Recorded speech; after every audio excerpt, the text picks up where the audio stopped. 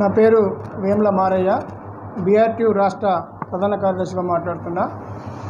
ఈరోజు రాష్ట్ర వ్యాప్తంగా ఆశా వర్కర్లు ఏదైతే ఈ రాష్ట్ర ప్రభుత్వం పోలీసు యంత్రాంగంతో ధర్నాను భగ్నం చేసి అరెస్ట్ చేసారో నిరసనగా మేమంతా బీఆర్టీ రాష్ట్ర కమిటీగా ఖండిస్తున్నాం.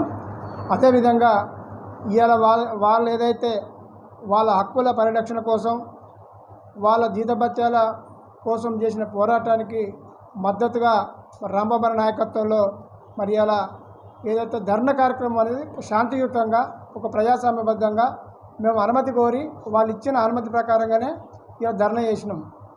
ఇలా ఆ ధర్నాను భగ్నం చేయడానికి ప్రధాన కారణం మాకు ఏం కనిపిస్తుందంటే, ఈ 2.5 సంవత్సరాల కాలంలో ఈ ప్రభుత్వానికి పోలీస్ శాఖకు సమన్వయం లేని కారణంగా మా 20-30 సంవత్సరాల అనుభవంలో మాకు ఏమనుభవం అవుతుందంటే, గతంలో పర్మిషన్ ఇస్తే ఆ పర్మిషన్ పరిధిలో కొన్ని నియమాల ప్రకారంగా ధర్నాలు చేసుకునేది ధర్మ చౌక్లో.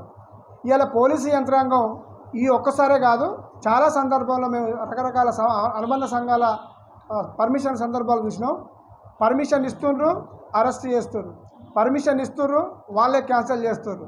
అర్ధరాత్రి మహిళల్ని కోటీశ్వరం చేస్తా అని చెప్పి ఈరోజు ముఖ్యమంత్రి గారు ఏదైతే స్టేట్మెంట్లు వేదికల మీద మాట్లాడుతుండో, అదే మహిళలను ఇలా బూటు కాలుతో తొక్కిచ్చి ఉక్కు పాదంతో అనుసారని చెప్పి నిరంకుశంగా ఏదైతే ఇలా అర్ధరాత్రి పోలీస్ స్టేషన్లో రాత్రి 9 గంటల నుంచే అరెస్ట్ చేసి పోలీస్ స్టేషన్లో పెట్టుకోవడం అనేది చాలా దుర్మార్గమైన చర్య.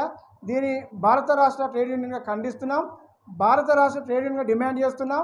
వాళ్ళు ఏదైతే వాళ్ళ హక్కుల కోసం అడుగుతున్నారో అవి నెరవేర్చాలి.